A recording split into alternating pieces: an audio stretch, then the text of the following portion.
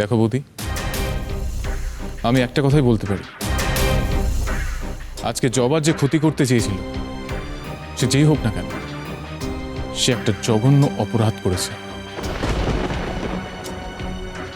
যাকে বলে criminal offence.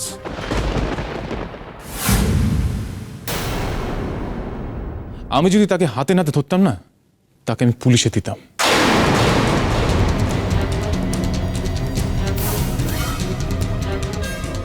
তুমি আমাদের এসব কেন বলছো করো? কেন বলছি? কারণ তোমরা তো জবার ভালো চাও, তার জন্যই বলছি। আর আগুন লাগার পর তোমরাই তো সবাইকে জাগিয়ে তুলেছিলে, আর নিজের চোখে না দেখলে তো আমি বুঝতেই পারতাম না জবার বিরুদ্ধে এত বড় একটা চক্রান্ত চলছে। আর আজ যদি এটা হয়ে যেত তাহলে সব দোষ গিয়ে পড়তো জবার ঘাড়ে, তাই না?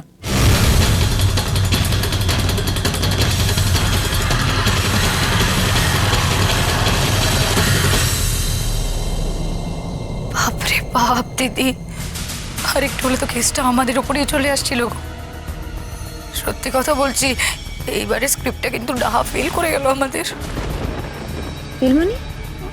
কি ভেবেছিস তুই পরম এরকম ঠান্ডা কালে হুমকি দিয়ে যাবে আর আমি ভয় পেয়ে যাব? আমিও তো আমাদের সেনগুপ্ত, কি করে খেলাটা নিজের দিকে ঘোরাতে হয় আমি খুব ভালো জানি। জবা মুখে অত বড় বড় কথা বললে কি হবে? ভোর হতে তো আর মাত্র 2 ঘন্টা বাকি আছে, তারপর তো ঠাকুর আনতে ছুটতে হবে। এই কম সময়ের মধ্যে প্যান্ডেল কখনো তৈরি হয়? আমিও দেখব জবা কি করে প্যান্ডেলটা তৈরি করে। বৌদি ভাই, তোর ভয় করলো না? তুই একা একা আগুন নেভাতে চলে গেলি যে? ভয় তো করছিল চর্দি, কিন্তু তার থেকেও বেশি যেটা আমার মাথায় আসছিল, আজ যদি আগুন লেগে প্যান্ডেলটা পুড়ে যেত, তাহলে তাহলে তো মায়ের পুজোটাই বন্ধ হয়ে যেত।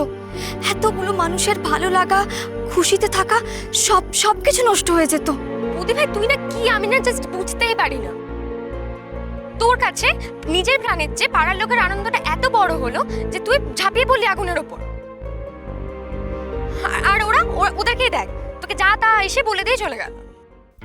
সে তো তারা আমাকে ভুল বুঝে।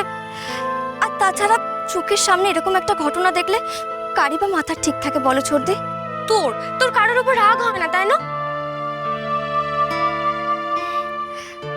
রাগ তো দুর্বলেরা করে।